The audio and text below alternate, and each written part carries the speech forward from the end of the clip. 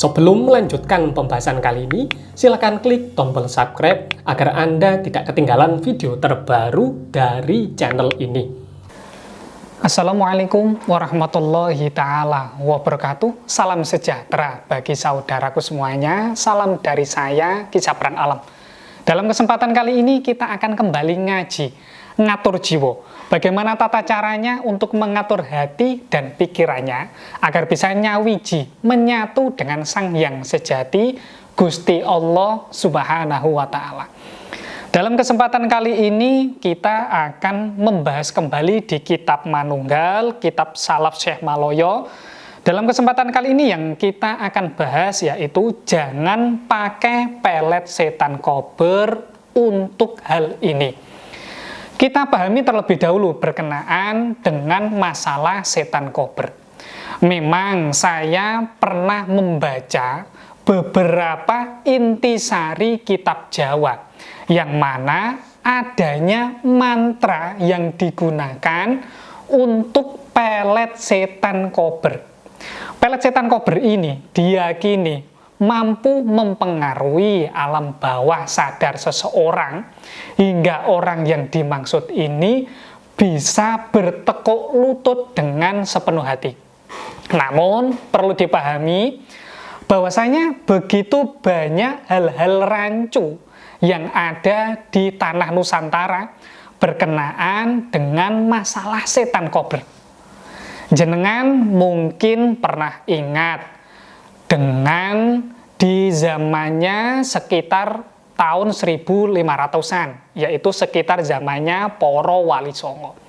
Di situ terdapat kisah dari Aryo Panangsang yang mana mencoba untuk membunuh Raja Pajang dengan menggunakan pusaka setan kober.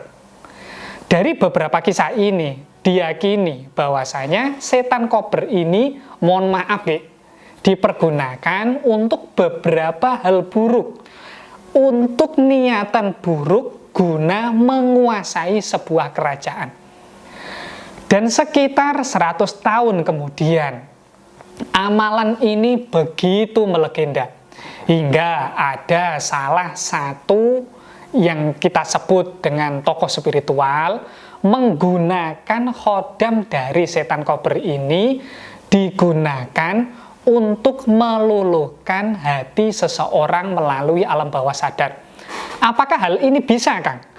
Selama sepengetahuan saya, sejak saya mempelajari keilmuan spiritual, memang ilmu ini mampu digunakan untuk meluluhkan hati yang seseorang yang jenengan cintai. Memang benar sekali. Saya tidak memungkiri akan hal tersebut. Namun yang perlu dipahami, ternyata begitu banyak efek ataupun dampak negatif lainnya ketika menggunakan ataupun memiliki amalan ini. Apakah amalan ini energinya sudah dimasukkan ke dalam, mohon maaf, sebuah mustika, sebuah pusaka, ataupun masih asli menggunakan mantra tersebut. Karena begini, menurut saya pribadi, yang namanya orang membangun mahligai rumah tangga, pastinya bukan hanya hitungan tahunan, pastinya yang diinginkan selamanya, seumur hidup.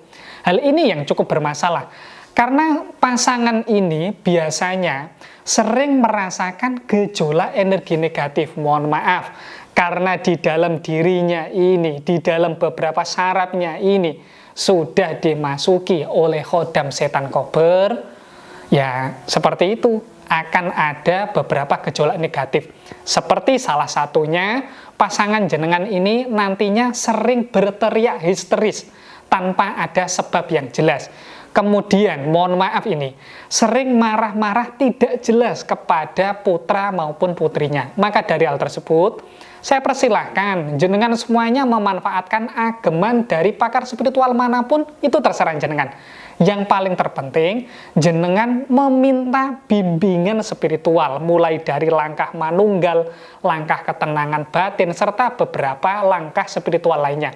Dan hal tersebut bisa jenengan dalam hal ini hindari agar tidak mengalami akan hal ini, kemudian jenengan ingin hajat khusus untuk masalah mahabbah, masalah pengasihan, masalah pelet, bisa jenengan ganti dengan memanfaatkan mustika puter giling sukmo khusus dari saya. Seperti biasanya, nanti jenengan akan saya bimbing mulai dari langkah manunggal, langkah nyawiji, dan beberapa langkah spiritual lainnya.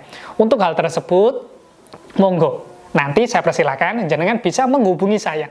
Untuk nomor saya, nanti insya Allah akan saya sertakan di bagian deskripsi. Kurang lebihnya saya mohon maaf jika dalam hal ini ada beberapa penjelasan saya ataupun kata-kata saya yang dalam hal ini kurang berkenan bagi jenengan semuanya. Wassalamualaikum warahmatullahi ta'ala wabarakatuh. Salam sejahtera bagi saudaraku semuanya. Salam dari saya, Ki Sabrang Alam.